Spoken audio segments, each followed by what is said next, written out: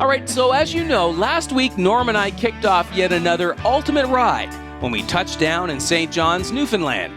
Our first night was spent checking out the Targa Rally and grabbing a few Z's at the Quality Hotel located right on the Harbour in downtown St. John's. And then, on the official day one of our adventure, Norm's Aunt Millie and Uncle Max insisted that we drop over for a traditional breakfast of fish and brews. With full bellies, we blasted up the Signal Hill and then headed further east on Route 11 to check out the oldest lighthouse in Newfoundland.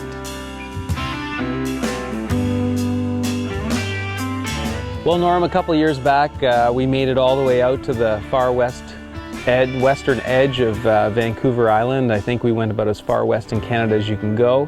And I'm proud to say here we are at Cape Spear. We've made it as far east. This is great. Yeah, it's been a fantastic morning out here, and you know, the ride down to Conception Bay to get here was a bit of a detour, but it was still kind of cool to get down there. But yeah, no, it's been a great morning so far. Absolutely. We started at your aunt's place and we had a bit of breakfast there, and it was great, and saw the family, and then of course you said we got to go to Signal Hill, so that was well worth the stop.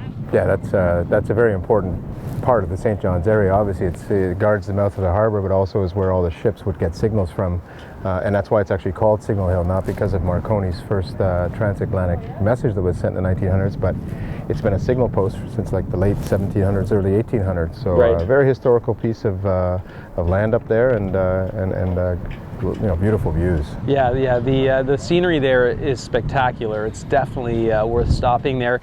And then as we rode around here to Cape Spear, surprise, surprise, we can actually see the Signal Hill from here. Exactly. And we were standing there looking over here. I never thought this was Cape Spear because I thought it was further down, but it's very close to St. John's, funny enough. Yeah. It was about a 25-minute ride in. Yeah, it's not all that far. It's definitely worth checking out. And again, this is spectacular, and I understand a lot of icebergs, a lot of whales during the summer. Yeah, it's a migratory route for whales and icebergs. You know, I think it's June, July, you see the icebergs. I think we're past that season, but maybe with a pair of binoculars you might be able to see Europe or Africa over there, because that's how far east we are.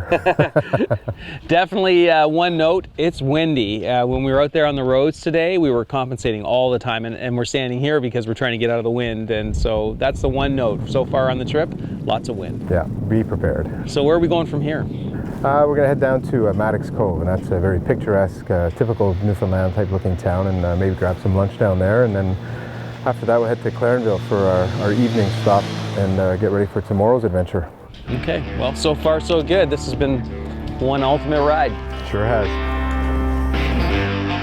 Now, if you decide to visit Cape Spear, see if you can get out there sometime between May and August, because the whale watching here at that time is prime.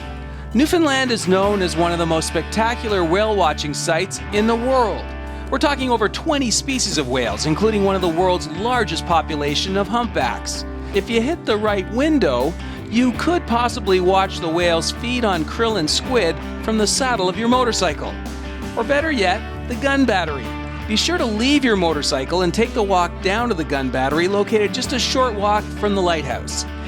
It was installed during World War II to protect the entrance to St. John's Harbour from possible attack from German submarines.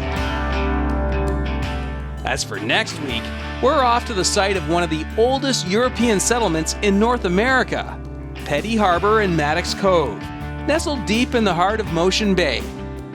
Folks have been calling this area home going back to at least 1598. Today it's home to Chafe's Landing and Seafood Eatery. And let me tell you, they make one heck of a moose burger.